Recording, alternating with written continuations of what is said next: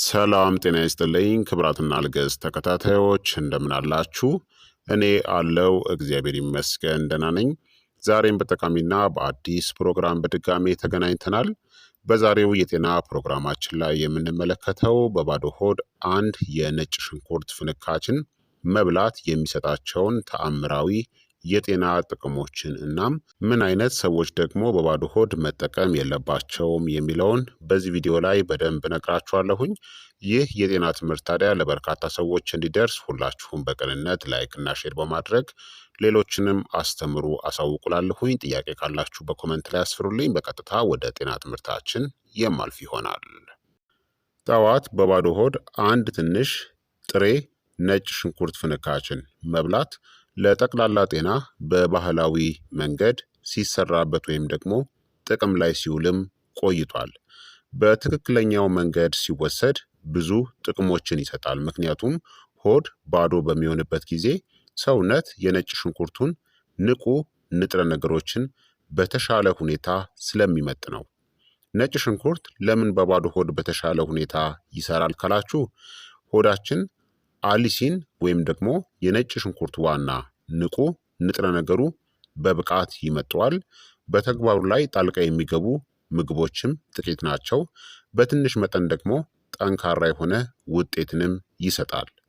ታዲያ በባዶ ሆዳችን አንድ ፍንካች ጥሬ ነጭ ሽንኩርትን ብንጠቀም የምናገኘውን ዝርዝር ጥቅሞችን ልንገራችሁ። አንደኛ፣ የበሽታ መከላከል ስርዓትን ያጠናክራል። ነጭ ሽንኩርት ሰውነት ኢንፌክሽኖችን እንዲዋጋ ይረዳል። ነጭ የደም ሴሎችን ይደግፋል። በጉንፋን ወይም ደግሞ በኢንፍሉዌንዛ የመያዝ ዕድልንም ሊቀንስ ይችላል። በባዶ ሆድ የተሻለ መመጠጥ ስላለ ጠንካራ የበሽታ መከላከል ድጋፍም ይኖራል። ሁለተኛ፣ ኃይለኛ የተፈጥሮ ጸረ ባክቴሪያ እና ጸረ ቫይረስ ውጤት አለው።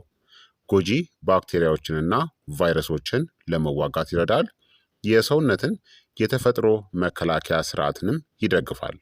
በወቅታዊ የህመም ጊዜያትም ጠቃሚ ነው። ሶስተኛ፣ የምግብ መፈጨትንም ያሻሽላል። የምግብ መፈጨት ኢንዛይሞችን ያነቃቃል። ምግብ ቀኑን ሙሉ በተሻለ ሁኔታ እንዲፈጭም ይረዳል። ከጊዜ በኋላ ጋዝና የሆድ መነፋትንም ይቀንሳል። አራተኛ፣ ለጨጓራ እናም ለአንጀት ጤናም ይረዳል። ጎጂ የሆኑ የአንጀት ባክቴሪያዎችን ለመቆጣጠር ይረዳል። ጤናማ የአንጀት ሚዛንንም ያበረታታል። ለተሻለ የምግብ ንጥረ ነገሮች መመጠጥም ይረዳል።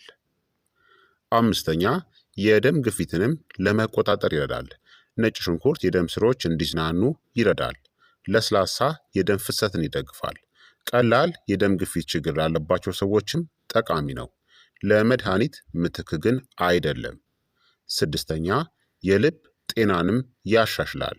መጥፎ ኮሌስትሮልን ኤልዲኤልን ለመቀነስ ይረዳል። ጤናማ የደም ቧንቧዎችን ይደግፋል። በልብ ላይ የሚፈጠርን የኦክሲዲቲቭ ስትረስን ይቀንሳል።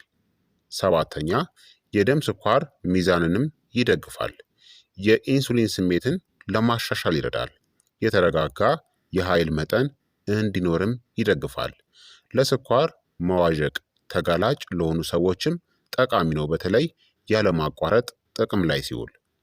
ስምንተኛ፣ የተፈጥሮ ሰውነትን የማጽዳት ሂደትን ይደግፋል። ጉበት መርዞችን እንዲያስወግድ ይረዳል። ደማችንንም ለማጽዳት ይረዳል። ጠቅላላ የውስጥ ሚዛንንም ያበረታታል። ዘጠነኛ፣ ብግነት ወይም ደግሞ ኢንፍላሜሽንንም ይቀንሳል። ነጭ ሽንኩርት ጸረ ብግነት ንጥረ ነገሮችን ይዟል። ለጅማት መገጣጠሚያ ጥንካሬ እናም ለሰውነት ህመምም ሊረዳ ይችላል። የረጅም ጊዜ የሰውነት ምቾትንም ይደግፋል። አስረኛ፣ ሜታቦሊዝምንም በቀስታ ያነቃቃል። የስብ ሜታቦሊዝምን ይደግፋል። ሰውነት ኃይልን በተሻለ ሁኔታ እንዲጠቀምም ይረዳል። ጤናማ የክብደት አያያዝንም ሊደግፍ ይችላል። 11ኛ፣ የቆዳ ጤናንም ያሻሽላል። ብጉር የሚያመጡ ባክቴሪያዎችን ከውስጥ ይዋጋል። ከጊዜ በኋላ ጥራት ያለው ቆዳ እንዲኖርም ይረዳል። በመርዞች ምክንያት የሚመጣ የቆዳ መደብዘዝንም ለመቀነስ ይረዳል። 12ኛ፣ የደም ዝውውርንም ያሻሽላል። ደም በተቀላጠፈ ሁኔታ እንዲፈስ ይረዳል። ለቲሹዎች ኦክስጅን ማድረስንም ይደግፋል። የእጅና የእግር ቅዝቃዜንም ሊቀንስ ይችላል።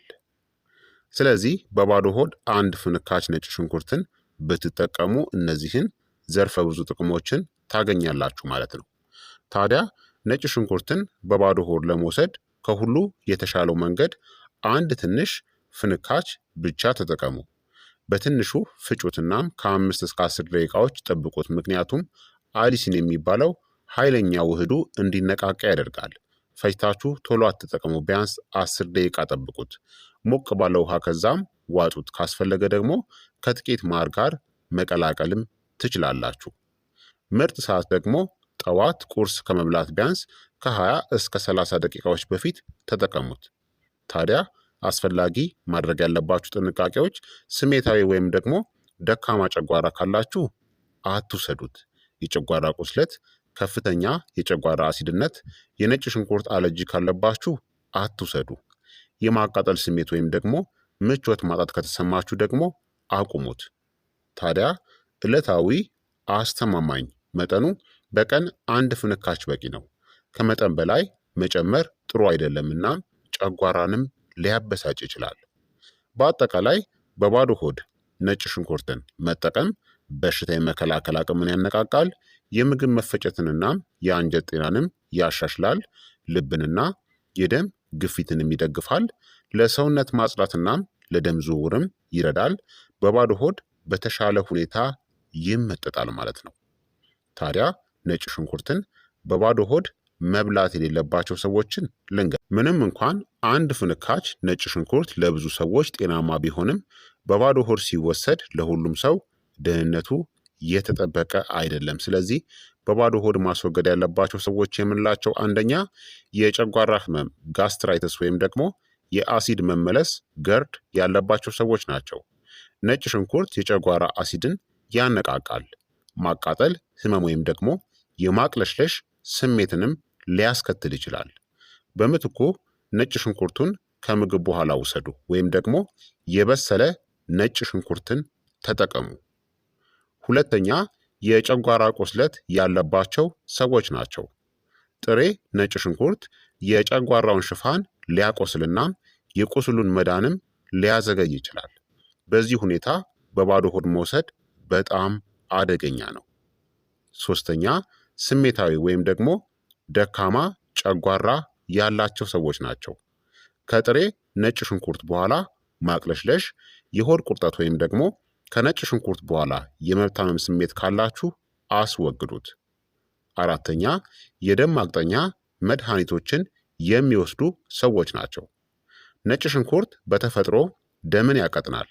በባዶ ሆድ መውሰድ ደግሞ መምጠጡን ስለሚጨምር የመድማት አደጋን ሊጨምር ይችላል። አምስተኛ ዝቅተኛ የደም ግፊት ያለባቸው ሰዎች ናቸው። ነጭ ሽንኩርት የደም ግፊትን ሊቀንስ ይችላል። በባዶ ሆድ ሲሆን ውጤቱ ሊበረታታ እናም ራስን ማዞር ወይም ደግሞ ድካምን ሊያመጣም ይችላል። ስድስተኛ ለቀዶ ጥገና የሚዘጋጁ ሰዎች ናቸው። የደም መርጋትን ሊያስተጓጉል ስለሚችል ከቀዶ ጥገና ቢያንስ ከ1 እስከ 2 ሳምንታት በፊት አቁሙት።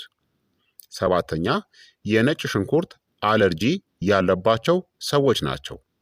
የአፍ ወይም ደግሞ የጉሮሮ መቆጣት፣ የቆዳ ሽፍታ ወይም የመተንፈስ ችግር ካለ ሙሉ በሙሉ መራቅ አለበት።